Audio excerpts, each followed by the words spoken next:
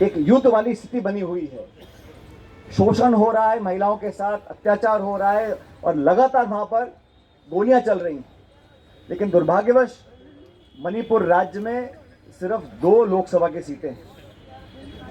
इसीलिए भाजपा की केंद्र की सरकार वहाँ झांक कर देखना भी नहीं चाहती। ये नैतिकता बनती है प्रधानमंत्री जी की कि वहाँ पर जाएं, उनके जो जख्म हैं उन पर मरहम लगाएं, शांति की बात करें, शांति की अपील करें।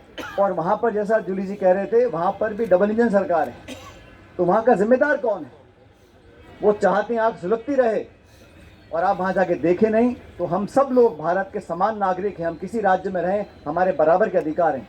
हमारे भाई बहनों के साथ अगर अत्याचार, शोषण, दुष्कर्म मणिपुर में हो रहा है तो हमारा दायित्व बनता है कि हम खड़े होकर आवाज़ उठाएं और बोलें केंद्र सरकार को कि वहाँ पे आप पहल करो, शांति की स्थापना करो, हम उसको सराहना करेंगे। लेकिन सिर्फ और सिर्फ राजनीति करने के लिए राहुल गांधी जी को कोसना, गांधी परिवार को कोसना, कांग्रेस को कोसना, नेहरू जी को कोसना, कांग्रेस की सरकारों को कोसना, कोसते कोसते उनको आदत पड़ गई और अब अंबेडकर जी को भी कोस दिया।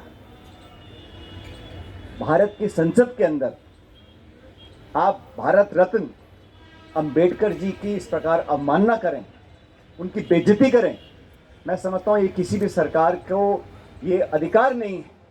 उन्हें माफ़ी मांगनी चाहिए। पूरे देश से भारतीय जनता पार्टी को माफ़ी मांगनी पड़ेगी कि आपने अंबेडकर जी का जो सरेआम ये बंद कमरे में नहीं कहा, सदन के पटल पर कहा है। और अगर गृह मंत्री जी के वक्तव्य से पूरी भाजपा सहमत है तो हमें कोई चिंता नहीं है। लेकिन भारतीय जनता पार्टी में अगर एक भी ऐसा नेता है जिसे लगता है कि अंबेडकर जी ने भारत के संविधान को लिखा था, उनकी बेइज्जती, उनकी अवमानना नहीं होनी चाहिए थी, तो पूरी भाजपा को माफी मांगनी चाहिए इस प्रकार अंबेडकर साहब की जो बेइज्जती उन्होंने करी। दोस्तों, ये जो सरकार बनी है 2-2 बैसाखियों पे चल रही है और आप लोग जानते हो इस केंद्र के बजट में दोनों राज्यों को, तमिलनाडु को और बिहार को लाखों करोड़ रुपए दिए हैं। हमारा कोई झगड़ा वहाँ के नागरिकों के साथ नहीं है, बिहार के लोगों के साथ या तमिलनाडु या आंध्र प्रदेश के लोगों के साथ। आंध्र और बिहार को आपने सिर्फ इसलिए लाखों करोड़ रुपए दिए क्योंकि उनके सांसदों की आपको ज़रूरत है। राजस्थान में यहाँ लगातार बीजेपी जीतती रही, इस बार पटकनी खा गए और 11 सीटें बीजेपी हारी है। उसी की खुन्नस निकालने के लिए इन्होंने राजस्थान को कुछ नहीं दिया। कल प्रधानमंत्री यहाँ पर आए, बड़ी बड़ी बातें बोली, लेकिन राष्ट्रीय परियोजना इसको घोषित नहीं किया। और ये बात सच है, इस परियोजना के प्रति जो कुछ भी काम किया है, घोषणा किसी ने करी हो, लेकिन काम कांग्रेस की सरकार ने किया है। ये बात इतिहास में लिखी हुई है, इसको कोई बदल नहीं सकता। मैं तो आप सब लोगों से आग्रह करूंगा, भाजपा की सरकार को 1 साल हो गया राजस्थान में, और 1 सालों में लगातार सत्ता में खिंचाव रहा, इतने सारे सत्ता के केंद्र बन गए, किसी को मालूम नहीं सरकार कौन चला रहा है, दिल्ली से चल रही है, जयपुर से चल रही है। इसलिए मैं तो आपको आह्वान करूंगा, हम एकजुटता से रहें। और अंत में, अभी आप ही बोले थे प्रताप सिंह जी कि सभी नेता आ गए, सभी नेता आ गए।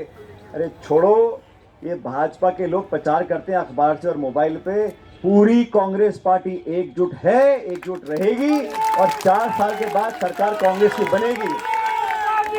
ये फालतू की बात है। ये जितने लोग यहाँ बैठे हैं, हम लोग छोटा बड़ा, महिला पुरुष, हम सब पूरे परिवार के सदस्य हैं और हम लोगों को अपने परिवार के मान सम्मान की सुरक्षा रखनी है। राहुल गांधी जी के आदेश के अनुसार हम राजस्थान की सरकार को चैन से बैठने नहीं देंगे और 4 साल के बाद दोबारा कांग्रेस का शासन बनेगा। ये जिम्मेदारी हम सब लोगों की है, कोई बड़ा छोटा नहीं है। आज किसी पे पद है, किसी पे नहीं है, लेकिन हम सब इस कांग्रेस परिवार के सदस्य हैं, साथ में जिए हैं, साथ में लड़ेंगे और साथ में कांग्रेस का राज दोबारा लेकर आएंगे। लेकिन जरूरत पड़ेगी तो हम सबको सामने आके लड़ना पड़ेगा। ये संघर्ष का समय है। दिल्ली और जयपुर में हम लोग सोचें कि अपने आप चुनाव होंगे, अपने आप नहीं, कार्यकर्ता हमको देखते हैं। अपने आचरण से, अपने वक्तव्य से, अपने व्यवहार से अगर हम लोग जनता का मन नहीं जीत पाएंगे, जनता साथ नहीं जुड़ेगी। लेकिन मुझे पूरा विश्वास है, यहाँ जूली जी बैठे हैं, डोटासरा जी बैठे हैं, हम सब मिलकर एक साथ संघर्ष करेंगे, आवाज को उठाएंगे। जिन मुद्दों पर जनता चाहती है हमारी आवाज सुनना, आवाज को सुनाकर इस गूंगी सरकार को जगाने का काम करेंगे। और ये बहुमत तो लेकर आ गए पिछले चुनाव में, लेकिन कांग्रेस हर गांव, हर ढाणी, हर गली में आज भी जिंदा है, मजबूत है और आने वाले 48 महीनों के बाद दोबारा राज कांग्रेस पार्टी का बनेगा। मैं आपको आश्वासन देता हूं और एक बार पुनः धन्यवाद देता हूं। आप सब लोग यहाँ पर आए, हमारी बात को सुना, बहुत बहुत शुक्रिया। राम राम साहब।